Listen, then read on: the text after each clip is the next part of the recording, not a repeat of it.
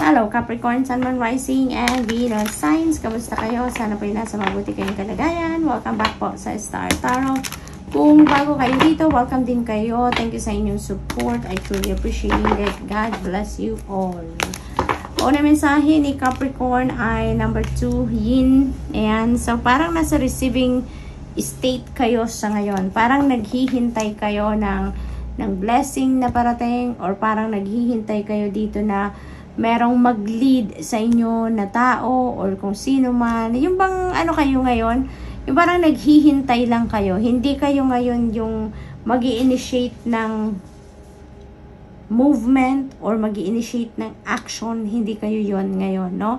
What you are doing right now is you're waiting. No, you're waiting. You are on the waiting stage sa ngayon, Capricorn. So, and even for the blessings, no? Parang nakabukas ang mga kamay ninyo sa ngayon at naghihintay kayo ng kung ano ang dadating.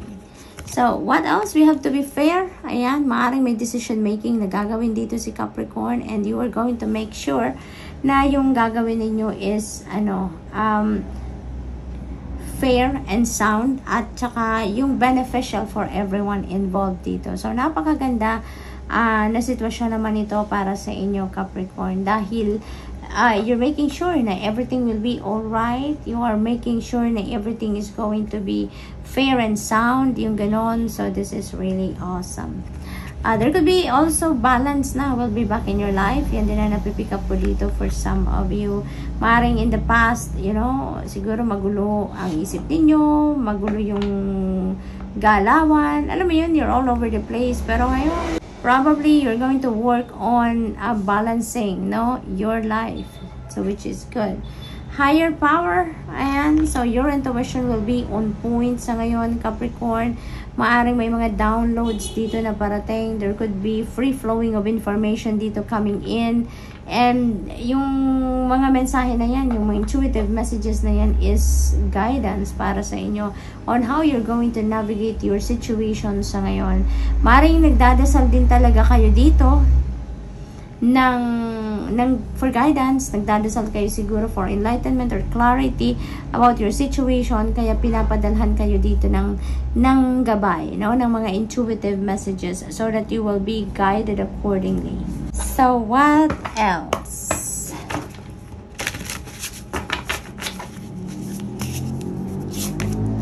So we have stability. Ayan. So most likely ang iba sa inyo, Capricorn, is working on laying a solid foundation, laying a solid foundation on your major areas like money, career, finances, family, and relationships, yung ganon. So, maaring yung stability ng mga areas na yan ngayon ang pinag-uukulan ninyo ng pansin or pinagpaplanuhang gawin, yung mga ganon, ano? So, that's really good. What else? We have knowledge. Ayan. So, and we have number 1. So, number 1 is an ace.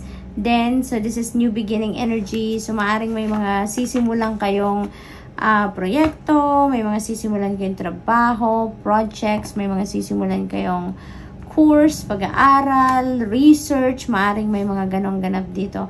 There could be expansion dito of your knowledge or your studies dito na gagawin ng iba sa inyo, Capricorn. So, good luck po kapag ganyan din ang inyong mga plano.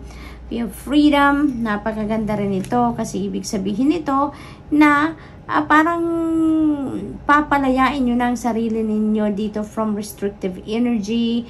Maaaring ang iba sa inyo dito, literal na talagang wala kayong kalayaan na maging kayo, na maging ma-express ninyo ang inyong sarili, or alam mo yun, yung someone is running your life. Maaaring ganon. Maaaring pinapatakbo ng ibang tao ang buhay ninyo.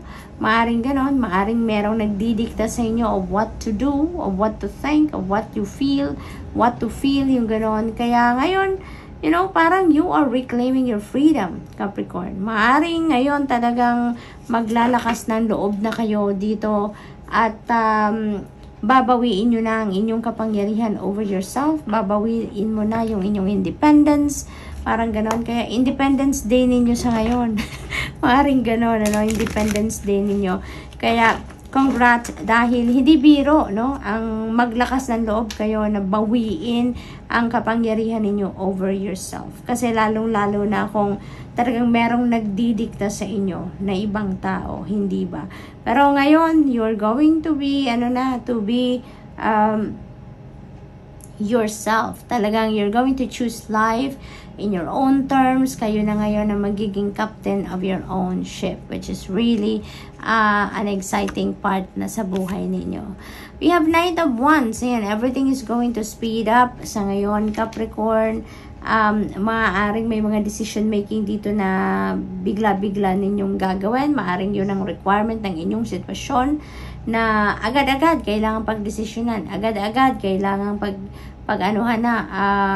gawin na yung mga gano'n na maaaring hindi na kayo mabibigyan ng maraming oras para pag-isipan pa. Kaya in that case, napakahalaga na makinig kayo sa inyong intuition para nang sa gayon, kahit wala kayong maraming oras para mag-isip, magdesisyon, but you can still make a sound and fair and good decision dito if you are going to follow what your intuition is telling you. Kasi lagi naman, ang intuition ninyo will always lead you to what is right, to what is best, and to where you need to be. So what else for Capricorn? We have 10 of Wands. This is beautiful energy kasi this is about ending and beginning. No? You are putting an end to something dito na mabigat na para sa inyo, nagpapahirap na sa inyo, masama na ang pakiramdam ninyo dito, hindi na kayo komportable, kumbaga, kaya aanuhin nyo na to, pagdidesisyonan ninyo na tama na, no? Enough is enough. Parang sasabihin ninyo dito na I deserve life, 'di ba? I deserve to be happy, I deserve to get the balance back in my life. Yung ganun kasi parang super imbalance na ang nangyayari sa buhay ninyo sa ngayon. Maring bigat na kayo dito, matagal na kayo nagtitiis sa sitwasyon na to, pero maaring wala talagang pagbabago, kaya magdidesisyon na kayo dito na tama na. Ibababa ko na kung ano man ang nagdudulot sa akin ng pagod, ng hirap, ng sama ng loob. This is it. You're going to put an end to that and you're going to be ready na to start a new life. 'Di ba? Meron ka nang magiging bagong routine dito. Meron ka na ditong magiging bagong experiences na kayo na ang magdidesisyon. Maaring related dito sa freedom energy, no?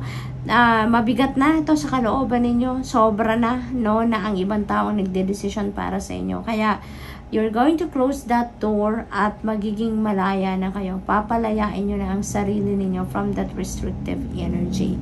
So what else? 10 of Cups. Napakaganda. We have 2 10s. So this is a very powerful angel number 1010.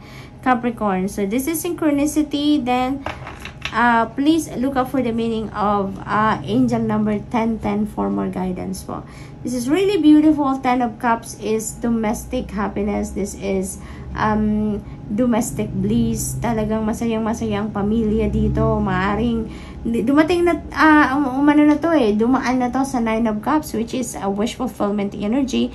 Kaya maaring meron kayong wish na natupad na, or maaring wish ng pamilya ninyo na natupad na, kaya masayang-masaya kayo, no? Masayang-masaya ang bawat isa sa pamilya, masaya ang samahan, nagkakaintindihan, at tsaka masaya kayo dahil maaring na-provide ninyo or na bibigay na ninyo sa pamilya ninyo kung ano ang mga needs ng pamilya, kaya and even wants, no? Kaya masaya kayo, hindi lang yung mga kapamilya ninyo but also you. So good luck, Capricorn, and that's all I have for you for the week. Thank you for watching. Love and light. Namaste.